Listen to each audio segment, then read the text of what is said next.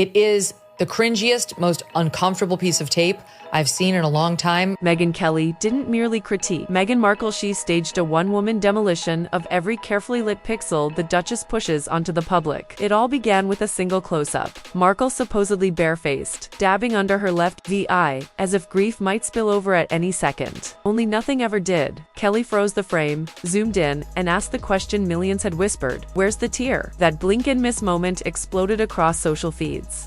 She's allegedly wearing no makeup. Meanwhile, she's got like the perfect blowout, and like she's completely camera ready. She just keeps wiping and wiping and wiping. Take a close-up look at this. Where's the tear? There's nothing there.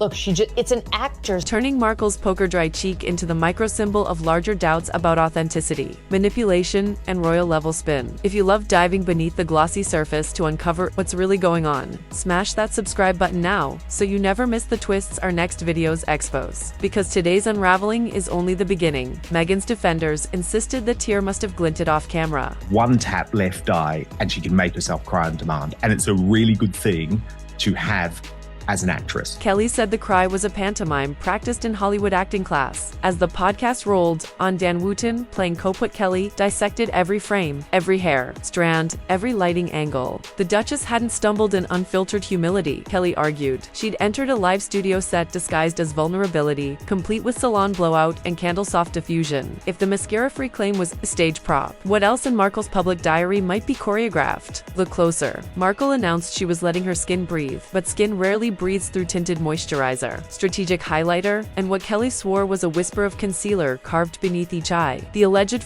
glow came courtesy of a $1,000 ring light, a controlled aperture, and an angle that trimmed any shadow daring to cross her cheekbones. Cameras don't lie, but they do flatter, and Markle, once a network TV actress, knows every trick. Kelly's critique sliced deeper. She accused Meghan of weaponizing authenticity itself, packaging messy as a brand in the same way luxury labels package gloss. Real rawness is uneven, chaotic, sweaty. Markle's mess felt like the sanitized chaos of a museum installation, safe to observe, impossible to smell. What rattled viewers wasn't the possibility that Markle wore tinted balm. It was the suggestion. She chose this setting, this lens, this host, to rehearse sincerity the way an actor rehearses lines. By claiming no makeup, she turned a small fib into a mirror, reflecting bigger doubts. If her pores are curated, how curated is her pain? That skepticism primed the audience for the next reveal, delivered with tabloid precision.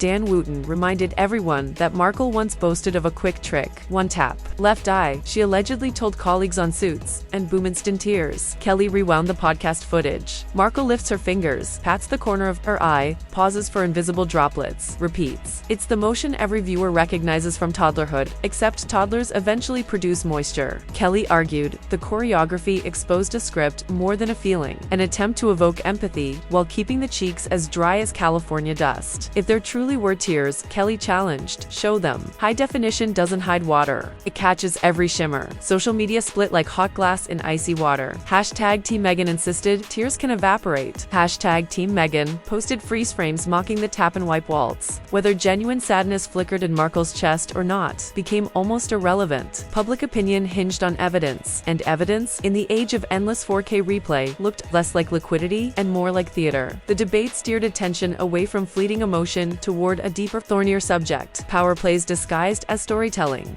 Enter Confessions of a Female Founder, ostensibly a feel-good segment amplifying entrepreneur Hannah Mendoza's victory building. Clever blends a brand Markle invested in, but by minute 8, the spotlight had swiveled from Mendoza's grind to Meghan's glow. Markle detailed how she discovered the company, how her gut instinct told her to invest, how fulfilling it felt to mentor. Mendoza, flattered, nodded like kindergartners nod when astronauts visit the classroom. Critics counted the ratio: more minutes praising Meghan than unpacking Mendoza's supply chain hurdles. Kelly called it an infomercial, starring Markle with cameo applause by her protege. Worse, the episode tiptoed around the swirling bullying allegations that had dogged Markle since palace days. No probing question, no uncomfortable pause, no mention of staff who allegedly fled tear-soaked offices. says. In PR, silence speaks. Here, it screamed. For Kelly, that omission proved her central thesis. Markle curates platforms less to explore issues than to orchestrate worship. When flattery flows unchallenged, authenticity drains away. While Meghan's podcast skipped the B word, Jason Knopf didn't. The former Palace Communications Secretary resurfaced on 60 Minutes Australia, face calm, voice unshaken. He reaffirmed the 2018 email he'd fired off to Prince William's. An internal memo alleging Meghan's unacceptable behavior drove 2 staffers to quit. Knopf expressed zero regret. Royal insiders murmured he'd never appear without William's quiet nod. After all, Knopf now steers the Earthshot Prize, William's proud green brainchild. Translation: his statements likely carried the prince's silent endorsement. To the public, the optics were seismic. The man once tasked with sanding Meghan's rough edges now stood on prime-time television, telling the world the shards were real. Staffers he referenced described trembling, nausea, sleepless nights. One claimed to feel terrified under Markle's command. Kelly seized on Knopf's revival, painting Markle's empathy campaign as smoke-masking scorched earth tactics behind palace walls. If the no-makeup look was step 1 of a performance, Kelly argued, step 2 was burying voices like Knopf beneath an avalanche of lifestyle branding. Every media cycle demands escalation, and Kelly delivered. She claimed a personal acquaintance of Markle's ex-husband, Trevor Engelson, revealed that long before Harry slid into the frame,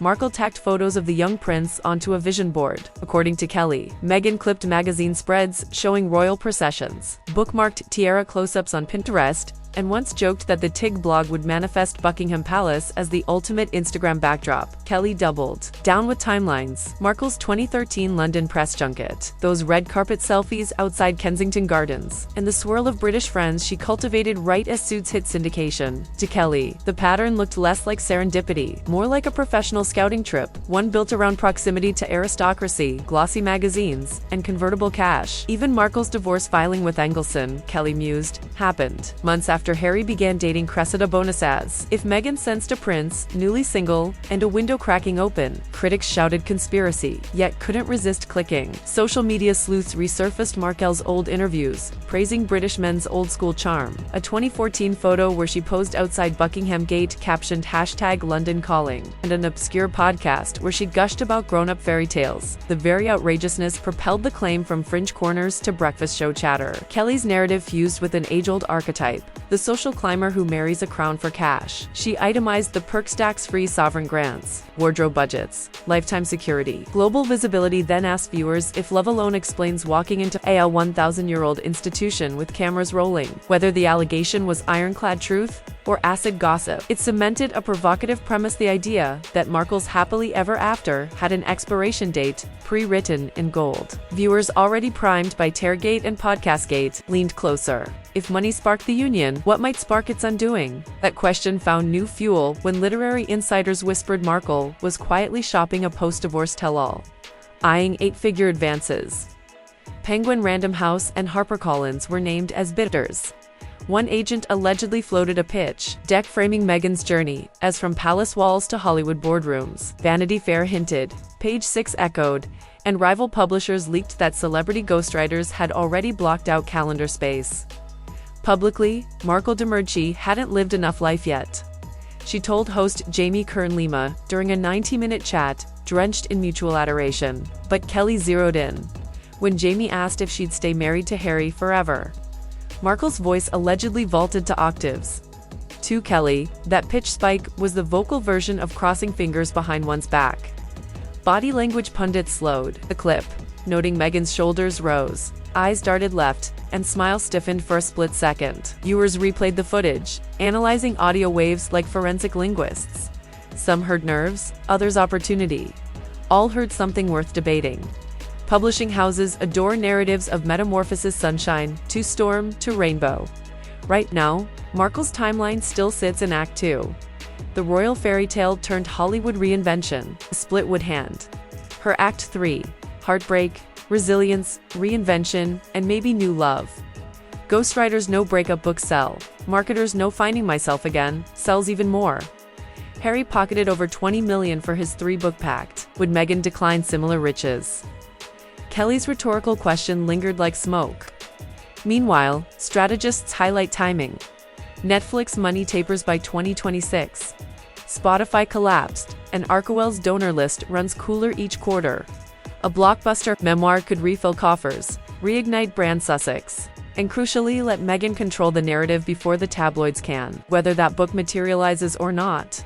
The rumor alone fuels dinner table debate, securing Meghan's name in trending columns for months and keeping the Duchess ironically exactly where she says she's most uncomfortable. Center stage. Flashback to March 2021. Oprah's Montecito Rose Garden became Markle's stage for the most-watched royal confessional since Diana. Markle described palace life as psychological quicksand, admitting she had contemplated ending it all during her darkest months. Then she dropped the grenade. An unnamed senior royal had pondered her unborn son's skin tone. The monarchy quaked. Global headlines screamed. Some hailed her courage. Others accused her of brandishing trauma for clout. Either way, the interview cemented Markle as a pop culture fault line. Love her, loathe her, but click on her. 3 months later, baby Lilibet, Diana arrived named after the Queen's secret childhood nickname. To admirers, it was sweet homage. To detractors, tone-deaf appropriation from the couple who'd just scorched the palace on primetime TV. Piers Morgan called it ironic. Royal aides whispered the Queen was desperately unhappy. Markle's brand thrived on friction. Every backlash threw her back into trending columns. September 2021, Harlem. Markle visited PS 123, a struggling public school where 94% of students qualify for free meals. She wore a $7,000 Loro Piana coat and $540 Manolos. Tabloids calculated the cost of each shoe step. Critics cried, virtue signal hypocrisy. Fans applauded philanthropic outreach. Either way, cameras rolled. Attention tallied.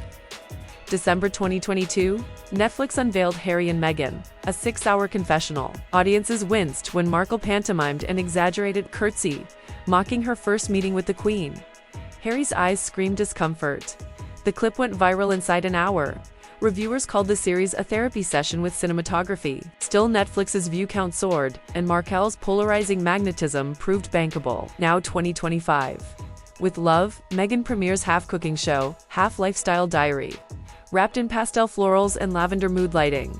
Markle corrects guest Mindy Kaling mid-banter. It's Sussex now. Royal commentators howl that without the marriage, she'd still be on Suits, yet each complaint adds another layer of publicity lacquer. The Duchess may claim she fled royal rigidity, but every project drapes itself in Sussex, satin the way luxury houses embroider monograms on silk pajamas. Across all these beats, one pattern emerges like watermark on expensive stationery. Cry, vulnerability, sell empowerment. Court empathy, monetize outrage. Reject royalty, cite the title. Megyn Kelly's central question returns. Sharpened after 2 hours of takedown, is Meghan Markle the architect of her destiny, or the illusionist of it? Are we watching a woman oppressed by institutions, or a marketer who learned institutions sell? By the time the podcast faded and social timelines cooled, viewers were left with images that refused to unclasp. A dab and wipe sans tear. A glop declared makeup-free. A CEO-style podcast that forgets to challenge power. A former fixer resurfacing with palace-blessed accusations, and a journalist alleging a vision board planted the first seed of royal ambition. Each moment on its own might be explainable, forgivable, forgettable. Together, they form a mosaic that looks suspiciously like strategy, one calibrated for maximum exposure, maximum sympathy, and maximum payout. Maybe Meghan Markle truly navigates a world determined to crush voices like hers. Maybe Megyn Kelly harbors a vendetta tinted by ideology and clout. Or maybe most provocatively, both women perform for cameras in different costumes. Locked in a feedback loop where every criticism becomes a new headline. Every headline becomes fresh leverage, and the audience becomes the currency fueling them both. So what do you see? An actress turned Duchess fighting old world gatekeepers, or a master brand builder who discovered vulnerability sells better than velvet? Drop your take in the comments, and if you haven't already, hit subscribe. Because as long as the cameras keep rolling, the next chapter in this royal Hollywood saga is only a curtain pull away, and you won't want to miss a single reveal.